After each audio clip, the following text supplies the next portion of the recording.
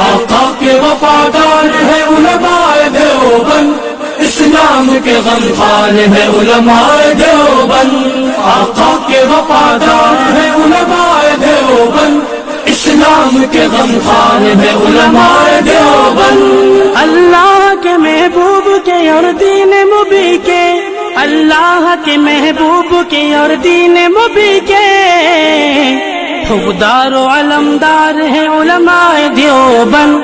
اسلام کے غمخوار ہے علماء دیوبند. آقا کے وفادار ہے علماء.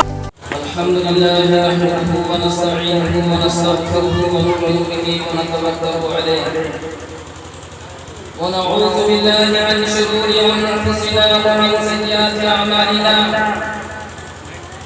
من يهده الله فلا مضل له ومن يضلل فلا هادي له.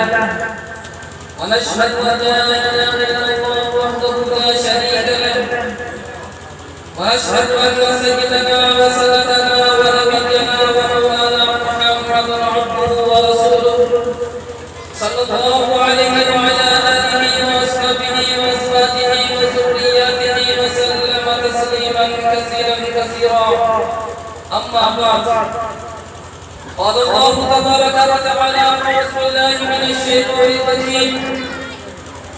إن الذين قالوا ربنا الله ثم استقاموا تتنزل عليهم الملائكة ألا تخافوا ولا تحزنوا وأبشروا بالجنة التي كنتم توعدون. نحن أولياؤكم في الحياة الدنيا وفي الآخرة ولكم فيها ما تشتهي أنفسكم ولكم فيها ما تدعون نزلا من غفور رحيم. وقال تعالى: وأنتم الأعلون إن كنتم مؤمنين. وقال النبي صلى الله عليه وسلم: سيدا شباب أهل الجنة الحسن والحسين رضي الله عنهما، أو كما قال عليه الصلاة والسلام. صدق الله العظيم وصدق رسوله النبي الكريم، وعلى ذلك لمن الشاهدين والشاكرين والحمد لله رب العالمين. محبت اور عقیدت سے درود پاک پڑھنے اللهم صل علی محمد وعلى آل محمد كما صليت على إبراهيم وعلى آل إبراهيم إنك حميد مجيد. اللهم بارك على محمد وعلى آل محمد كما باركت على إبراهيم وعلى آل إبراهيم إنك حميد مجيد. معزز سامعین کرام، میرے محترم نوجوانوں، ملت اسلامیہ کے غیور بچوں اور پردہ نشی میری ماں اور بہنوں، اللہ رب العزت کا ہمیں شکر ادا کرنا چاہیے کہ ماہ مبارک یعنی محرم الحرام کے اندر اللہ رب العزت نے ہمیں رات کی تاریکی میں، جبکہ رحمت خداوندی آسمان دنیا پر آ کر کے بندوں کو پکارتی ہے کہ مانگ لے مجھ سے کیا مانگتا ہے، میں دینے کے لیے تیار ہوں. مانگ لے مجھ سے کیا سوال کرتا ہے، میں تیرے سوال کو پورا کرنے والا ہوں. ایسی گھڑی میں ہمیں یکجا فرمایا، جمع فرمایا. اللہ رب العزت کا ہمیں شکر ادا کرنا چاہیے. ساتھ ساتھ میں بات آپ کے سامنے رکھنے کی کوشش کرتا ہوں کہ آپ بڑی باسعادت اور خوش نصیب ہیں کہ اللہ رب العزت نے دین کی باتوں کو سننے کے لیے آپ کو جمع فرمایا ہے اور موقع عنایت فرمایا ہے.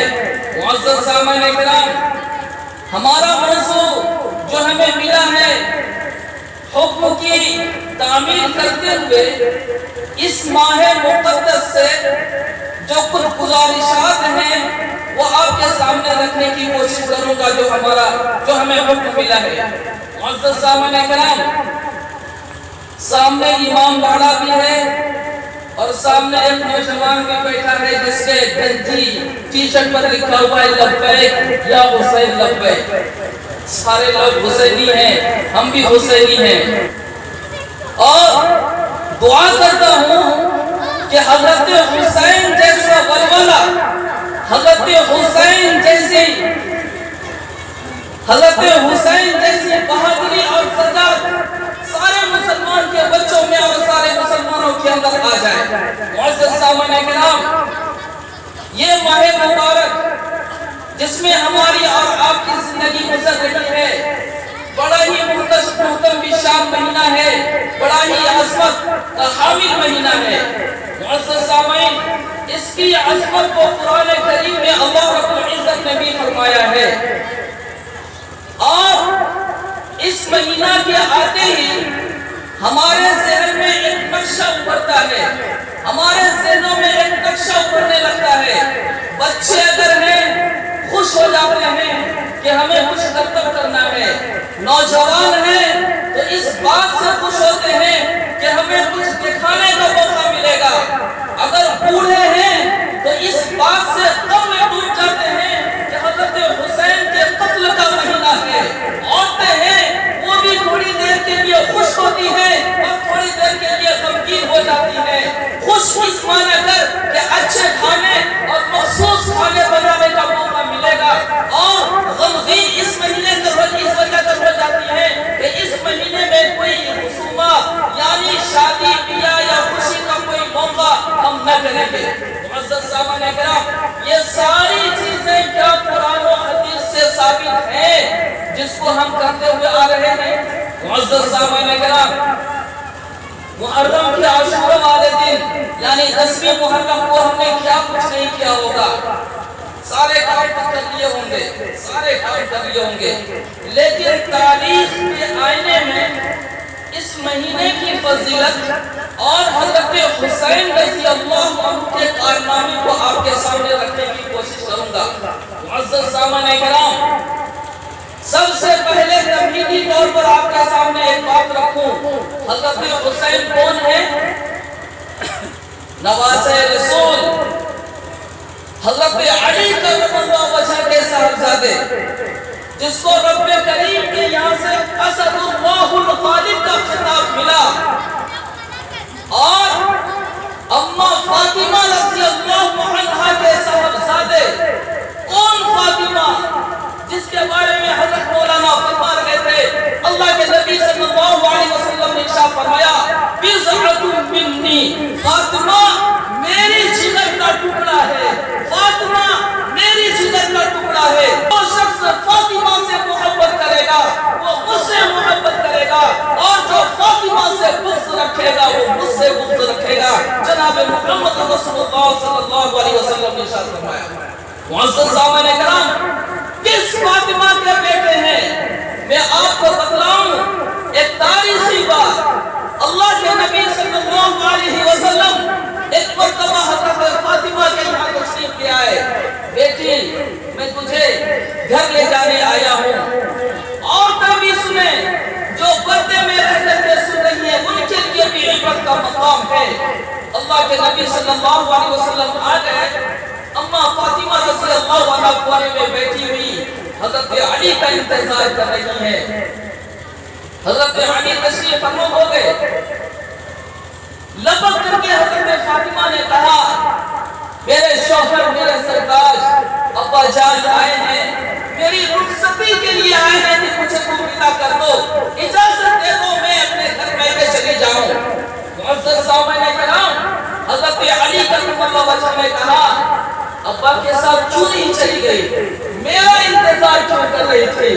کہا میں رک گئی تجھ سے 2 شرط منوانے کے لیے، اگر 2 شرطوں کو پوری کرو گے تو میں ابا کے ساتھ جاؤں گی، ورنہ انکار ہے۔ حضرت علی رضی اللہ عنہ کہنے لگے، بولو تمہاری کیا شرطیں ہیں؟ اما فاطمہ رضی اللہ عنہ کہنے لگی، پہلی شرط یہ ہے کہ میرے ابا جان آگے ہوں گے، بیچ میں میں رہوں گی، اور پیچھے سے تو رہے گا۔ ابا کے قدموں پر میرا قدم پڑے گا، میرے قدم پر تمہارا قدم پڑے گا، اور یہ سلسلہ میرے ابا کے دروازے تک ہوگا۔ یہ 2 شرطیں ہیں، اگر تم ماننے کے لیے تیار ہو تو میں تیری اجازت کو قبول کرتا ہوں، ورنہ انکار ہے۔ حضرت علی کرم اللہ وجہ کہنے لگے، ٹھیک ہے تمہاری شرطیں ہمیں منظور ہے۔ معزز سامعین کرام، رات کا سناٹا ہے، सूरज डूब चुका है, तारीखियां फैलती जा रही हैं। अल्लाह के नबी सल्लल्लाहु अलैहि वसल्लम सबसे चहीती और लाडली साहबजादी को लेने के लिए आए हैं। गलियों में भी सन्नाटा है। अम्मा फातिमा रज़ी अल्लाहु अन्हा बीच में, आगे अल्लाह के नबी और पीछे हज़रत अली। कदम पर कदम पड़ता जा रहा है। अल्लाह के नबी कदम रख रहे हैं, बीच में अम्मा फातिमा कदम रख रही है और